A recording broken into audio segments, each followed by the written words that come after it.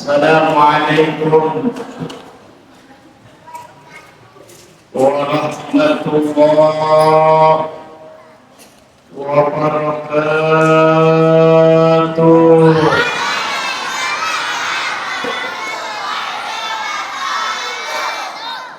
Ya, anak itu kan lihat selama maulid kan nonton konser ya. Kamu, tapi bagus, semangat ya. Anak siapa yang mau? Mana? Ayo. Dulu waktu ngidam apa pun bayarin. Alhamdulillahilladzi arsala rasulahu bil huda wa dinil haq liyudhhirahu 'ala ad-dini kullihi walau karihal kafirun walau karihal munafiqun walau karihal musyrikun. Asyhadu an la ilaha illallah wahdahu la syarika lah wa asyhadu anna sayyidana Muhammadan abduhu wa rasuluhu alladhi la nabiyya ba'dah. Allahumma salli wa sallim wa barik ala sayyidina wa habibina wa syafi'ina wa maulana Muhammadin wa ala alihi wa ashabihi wa mawala la hawla wa la quwwata illa billah amma ba'du. Faqala Allah ta'ala fi kitabihil karim wa huwa asdaqul qailin bismillahirrahmanirrahim wa innaka la'ala khuluqin 'adzim. Wa qala Rasulullah sallallahu alaihi wasallam innama bu'ithtu liutammima makariman akhlaq. Sadaqallahul azim wa sadaqa rasuluhu habibun nabiyul karim wa nahnu ala dhalika minasy syahidin wasyakirin walhamdulillahi rabbil Abdul Mukarramin. Sama kita hormati, kita muliakan para tuan guru, para kiai, para asatidz, bil khusus beliau guru kita yang tadi telah menyampaikan tausiahnya kepada kita. Semoga menjadi ilmu yang bermanfaat untuk kita. Dari guru kita Kiai Al-Haj Abdul Muttalib Matallahu Ta'ala hayatihim, amin. Semoga beliau juga guru kita Kiai Khairuddin Syahbani yang sedang dalam perjalanan, semoga Allah senantiasa berikan sehat walafiat, Allah berikan panjang umur, Allah berikan keberkahan ilmunya, Allah berikan keberkahan rezekinya, sehingga beliau masih dapat terus bisa membimbing kita, mendidik kita di masjid yang mulia ini untuk menjadi orang-orang yang lebih baik lagi, terutama dalam hal ibadah dan ketaatan pada Allah Subhanahu wa Ta'ala. Amin ya rabbal. Juga saya hormati, saya muliakan kepada seluruh pengurus daripada Masjid Jami Nuruddin, Ketua Masjid Al-Mukarram Bapak Haji Herman, juga pengurus masjid daripada Bapak Haji Saiful Anam dan staf jajarannya Semoga pengurus masjid senantiasa bisa istiqamah, diberikan kekuatan oleh Allah, diberikan kesabaran oleh Allah untuk bisa memakmurkan Masjid Nuruddin menjadi tempat-tempat yang sejuk, nyaman untuk orang-orang beribadah dan menjadi tempat untuk menuntut ilmu. Amin ya rabbal. Para tokoh masyarakat kita, para sepuh kita, alhamdulillah hadir, kaum haji sodirin, semoga Allah berikan sehat walafiat. Abah Sulaiman, para asatid yang lainnya, Ustadz Iwan, Ustadz Udin Sabudin, Ustadz Agus, semua Ustadz yang ada di sini minta maaf, minta ridho. Para asatid tidak saya sebutkan namanya satu persatu, namun tidak mengurangi rasa hormat dan takdim saya kepada beliau. Juga bapak-bapak yang hadir, saudara-saudara, ibu-ibu, saudari, semua yang hadir di masjid yang mulia ini pada peringatan yang mulia ini pun demikian. Semoga Allah Ta'ala limpahkan kita sehat walafiat, Allah berikan kita panjang umur, Allah berikan keberkahan ilmu dan rezeki kita bisa menjadi hamba-hamba Allah yang taat. Amin ya rabbal. Khusus untuk adik-adik tercinta, mudah-mudahan sebagaimana doa guru kita, kiai kita tadi, kalian bisa menjadi penerus para ulama, penerus daripada para kiai yang bisa nanti kelak kalian bisa jadi orang yang bermanfaat, bisa mengamalkan ilmu. Karena kita yakin, saya, Pak Kiai Abdul Muthalib, Kiai Khairuddin Sya'rani itu enggak selamanya hidup, ada masanya kami. Kalian nanti besar, maka kami berharap kalianlah yang akan meneruskan tongkat estafet kepemimpinan dalam umat ini menjadi orang-orang yang saleh salehah, menjadi ulama, menjadi ustadz dan ustadzah. Amin ya rabbal. Kira-kira ibu bapak kalau anak-anaknya jadi ustadz jadi ustadzah senang nggak? Senang nggak? Gunanya malu, gunanya lu. Bapak ibu senang kalau anaknya jadi ustazah, jadi ustaz, senang pak? Tolong masukkan nanti setelah lulus SD ke pesantren ya bu ya. Giliran mahir nggak mau pesantren ya. Aku kenapa? Yes, itu belum seberapa. Saya tak lagi. Bapak ibu, saudara-saudari sekalian yang dimuliakan oleh Allah, puji syukur kita sampaikan kepada Allah Subhanahu wa Ta'ala. Alhamdulillah Bapak Ibu, saudara-saudari, kita bisa hadir ke tempat ini dalam peringatan yang mulia ini. Maaf, bukan karena kita yang hebat, bukan karena kita yang mampu, bukan karena kita yang kuasa atas diri ini, tapi ini semua adalah anugerah dari Allah, kenikmatan dari Allah yang diberikan kepada kita dengan iman kita yang ada dalam diri ini, dengan Islam kita yang ada pada diri ini, sehingga tumbuh rasa cinta kita bisa hadir setiap peringatan Maulid. Dan ini adalah karunia dari Allah yang begitu besar kepada kita. Mudah-mudahan Allah tetapkan iman Islam kita yang ada dalam diri ini sebagai nikmat yang besar pada kita sampai akhir hayat kita. Allah pertahankan iman Islam kita sehingga kita bisa wafat dalam keadaan husnul. Amin ya rabbal.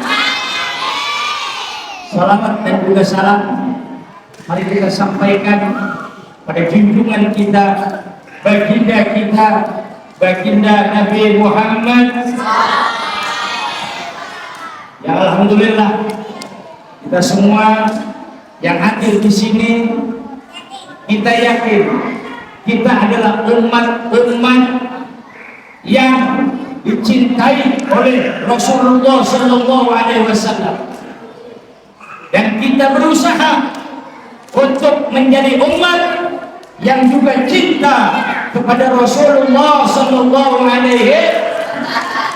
Subhanallah, tabarakallah. Bapak ibu, saudara-saudari yang dimuliakan oleh Allah, ketika Rasul Pernah ditanya oleh Allah Subhanahu wa taala pada saat Allah melihat begitu sayangnya baginda Nabi Muhammad kepada umatnya sampai beliau rela satu permohonan doa yang mutlak pasti akan dikabulkan oleh Allah ketika nabi-nabi yang lain meminta untuk keadaan dirinya, beliau baginda Rasul minta semua itu untuk kita selaku umatnya. Ketika baginda ditanya, "Wala sawfa yu'tika rabbuka fatarda?" Apa jawab Rasul? "Idzan la arda wa wahidun min ummati yadkhulun nar." Ketika Rasul ditanya mau minta apa, pasti Allah kabulkan. Rasul minta, saya tidak ingin ada satu umatku yang dimasukkan ke dalam neraka, ya Allah. Aku ingin semua umatku masuk ke dalam surga. Inilah beliau Rasul. Beliau tidak pikirkan dirinya, beliau tidak pikirkan keluarganya, yang beliau pikirkan kita selaku umatnya. Masya Allah. Mudah-mudahan kita pun bisa mengembalikan cinta itu kepada beliau. Amin. Maka pun ketika beliau ditanya pula, "Wahai Muhammad, ketika aku melihat engkau begitu sayang kepada umatku, aku berikan hak kepadamu. Bagaimana umatmu itu terserah engkau. Kau begitu sayang kepada umatmu." Tapi apa jawab Rasul? Rasul itu punya sifat yang namanya patona. Artinya apa patona? Cerdas. Ada yang dulu namanya patona. Kalau lagi ada patoni. Patono ada, sama patoin ada. Beliau tahu sesayang-sayangnya beliau baginda Rasul kepada umatnya, secinta-cintanya beliau kepada umatnya, beliau tidak punya kuasa penuh. Lalu apa jawab Rasul kepada Allah? "La ya Rabb, anta arhamuhum minni." Tidak ya Allah, engkau yang jauh lebih sayang kepada umatmu daripada aku sendiri. Lebih baik engkau yang mengurus dan mengatur urusan umatku, karena engkau jauh lebih kuasa daripada aku ya Allah. Inilah buktinya Rasulullah cerdas, buktinya Rasulullah begitu sayang kepada kita selaku umatnya. Allahumma shalli ala Muhammad, Allahumma shalli ala Muhammad. Beliau Rasul Pak, sosok yang begitu menjadi panutan dalam setiap siapapun. Mau kita menjadi seorang pemimpin, menjadi kepala rumah tangga, menjadi seorang pedagang, dalam aspek tiap kehidupan apapun, beliau Rasulullah sebagai contoh suri tauladan yang ketika kita mengikuti jejak beliau, tidak ada yang tidak akan berhasil, semua pasti akan mendapatkan keberhasilan ketika kita benar-benar mengikuti jejak Rasulullah Sallallahu Alaihi. Ketika beliau jadi pemimpin Pak, jadi pemimpin, Amirul Mukminin itu sekarang sekaliber sekelasnya presiden, sekelas presiden.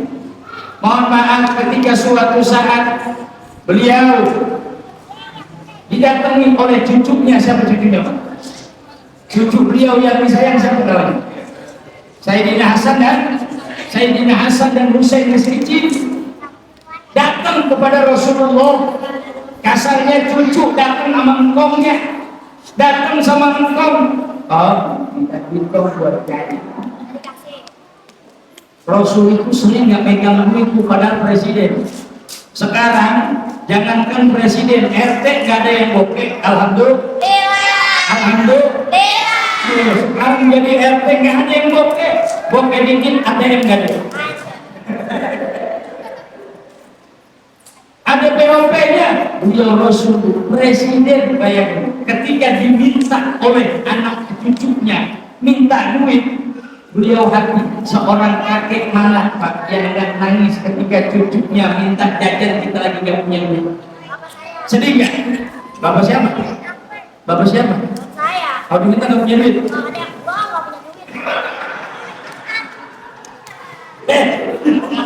Balik apa? Kerja, nggak punya duit juga. Oh. Maaf. Kalau secara akal, boleh nggak seorang presiden minta gaji dari negara? Kan akalnya begitu. Baitul Mal besar, dia datang gitu minta. Saya minta buat anak cucu saya, gaji saya ambil. Beliau enggak begitu Pak Bu. Ketika beliau saat diminta oleh anak cucunya tidak ada uang, beliau keluar. Ngapain? Nyari kerjaan Pak. Nyari kerjaan untuk mencari rezeki dengan mengambil apa? Timba air. Punya orang Yahudi, padahal beliau seorang rasul, seorang presiden yang gampang mengambil uang dari kas negara, tapi beliau tidak mau. Sekarang adalah pemimpin itu. Ada nggak Pak? Ketika nggak punya duit, mohon maaf, gajinya juga gede-gede. Gajinya besar, belum lagi tanda tangannya aja duit semua. Tapi contoh beliau rasul. Ketika untuk urusan pribadi, ketika untuk urusan keluarga, beliau tidak mau ngambil. Beliau rela keluar.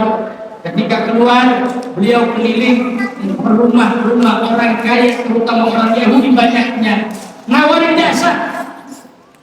Apakah sudah ada yang menimba air untuk keluarga engkau? Oh iya belum. Bolehkah saya menimba air untuk mengambil upah dari hasil kerja saya? Silakan. Beliau Rasul nggak malu, beliau Rasul nggak gengsi. Ketika dalam keadaan seperti itu, beliau rela keluar, mengeluarkan tenaganya untuk mengambil rezeki dari upah yang dia lakukan untuk mengambil air itu masyarakat. Kadang-kadang mohon maaf, ini bapak-bapak zaman sekarang kalau lagi udah nggak kerja, udah lagi nggak usaha, kadang-kadang rasa hawa manusia itu ada. Betul? Di rumah-rumahnya kita udah datang di alhamdulillah. Nah, beliau Rasul, Bapak Ibu, ahlan wa sahlan wa marhaban bi huduri Sayyidina Kiai Al-Hajj Khairuddin Sya'ban. Wah, ini kalau udah beliau datang, beliau duduk nggak lama beres.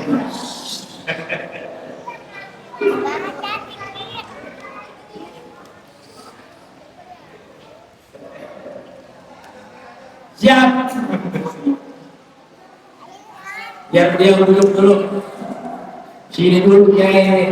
Oh, duduk Pak. Siap.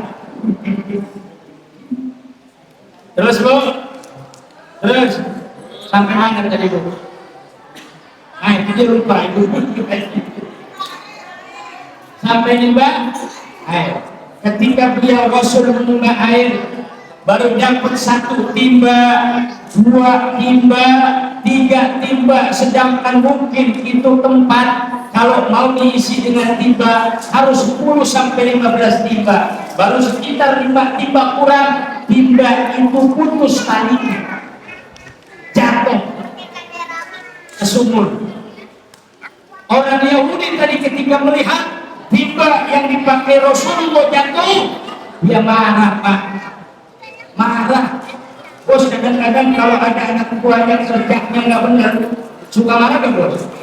Oh, kadang-kadang anak buah bisa habis dicaci maki, betul?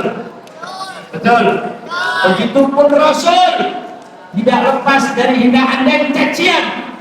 Orang Yahudi ini pada saat Rasul menimba, jatuh timbanya, marah orang Yahudi. Kau kerja nggak becus ya, kau kerja nggak benar. Rasul dicaci maki gitu. Maaf nih Pak, ini kalau model kayak kita kerja salah terus diomelin sama bos, kira-kira kita kesel nggak? Kesel nggak Pak? Model yang temperamennya tinggi itu kalau bos bisa digebukin, benar. Apalagi kalau omongannya kasar, betul Pak?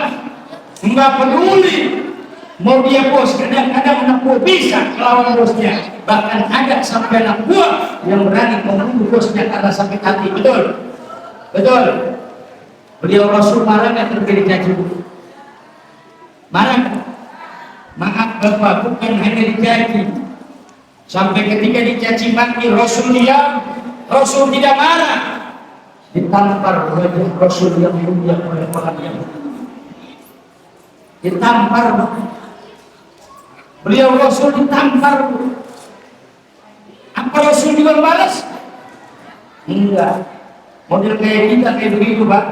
Oh, lagi terbiasa aku sampai dari caci maki digampar pula. Itu kepala terus bisa kita jadi kira-kira bisa.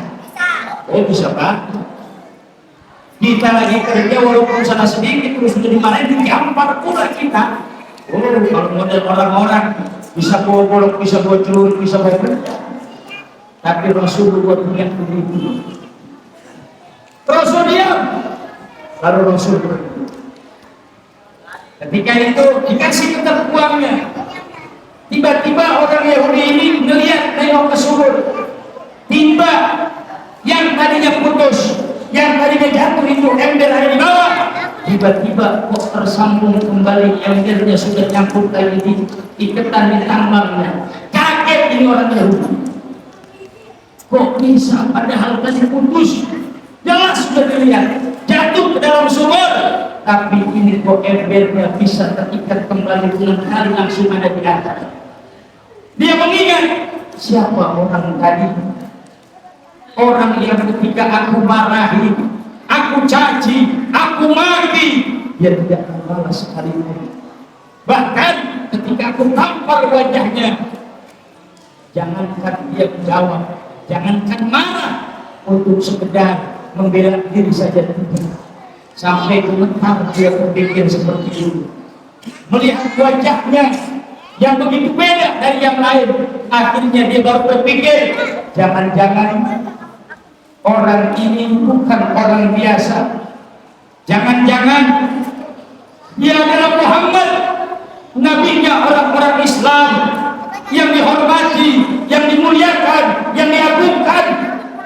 Dia sadar alangkah durhakanya saya ketika menampar wajah umat, wajah seorang yang sangat diagungkan oleh umatnya. Kalau sampai dia marah, umatnya tahu saya bisa dibunuh sama umatnya karena berani menampar wajah yang mulia daripada nabinya. Akhirnya orang ini menyadari, diambil itu pisau, tangannya diputusin. Tangan yang menampar wajah Rasulullah, ketika dia yakin itu adalah Muhammad, dia putuskan. Begitu dia putuskan tangannya, dia kejar baginda Rasul untuk meminta maaf karena telah melakukan perbuatan yang tidak terpuji kepada beliau. Beliau berjalan terus, Rasul tidak marah, tidak kecewa, biasa saja karena memang beliau sudah terbiasa dengan hinaan dan cacian. Bahkan pukulan yang hampir saja mencelakakan beliau sudah terbiasa. Makanya ketika ditampar beliau biasa satu. Oh coba model kayak Haji Herman begitu ditampar, bisa celurit golok yang berdua. Maka beliau ketika berjalan, orang Yahudi terburu-buru mengejar Rasulullah. Ketika bertemu, wahai Muhammad, dia tahu langsung, maafkan saya telah menghinakan, mencaci engkau, telah memarahi engkau, bahkan sampai saya berani memukul wajahmu yang mulia. Jangan sampai engkau adukan kepada umatmu, karena mereka pasti akan marah kepada Rasul. Melihat, lalu kenapa engkau tanganmu seperti itu? Ini tanda maaf wahai Muhammad, karena aku telah menampar wajahmu. Aku putuskan tanganku untuk meminta maaf kepadamu.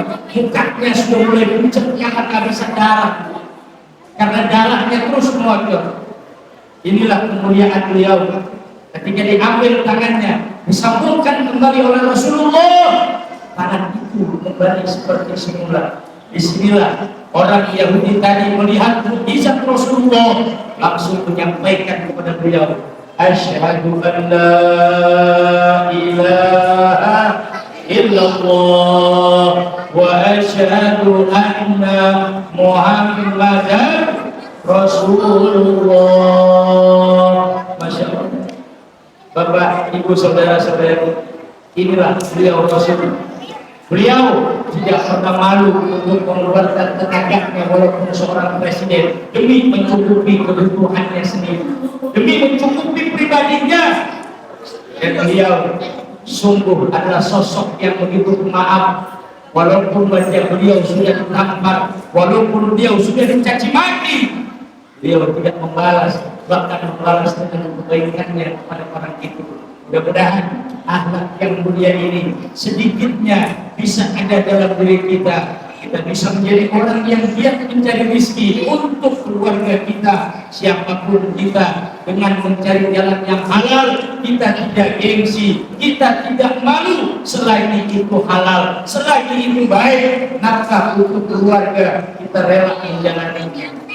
Ada yang dorong gerobak, ada yang dia menjual makanan keliling, selagi itu halal, jangan pernah gengsi, jangan pernah malu demi keluarga kita. Dan saat ketika kita dicaci, kita dihina, berusaha untuk kita menerima dan sabar. Insya Allah dengan kesabaran itu tidak menurunkan derajat kita, tapi kesabaran itu akan menaikkan derajat kita, terutama dalam pandangan Allah Subhanahu wa Ta'ala. Amin ya Rabbal. Alhamdulillah, nanti kita sudah datang. Insya Allah beliau berkerabat untuk berkumpul Pak, namanya bisa 12. Mudah-mudahan sedikit yang saya sampaikan ini dapat bermanfaat. Amin. Billahi bismillah. Assalamualaikum warahmatullahi wabarakatuh.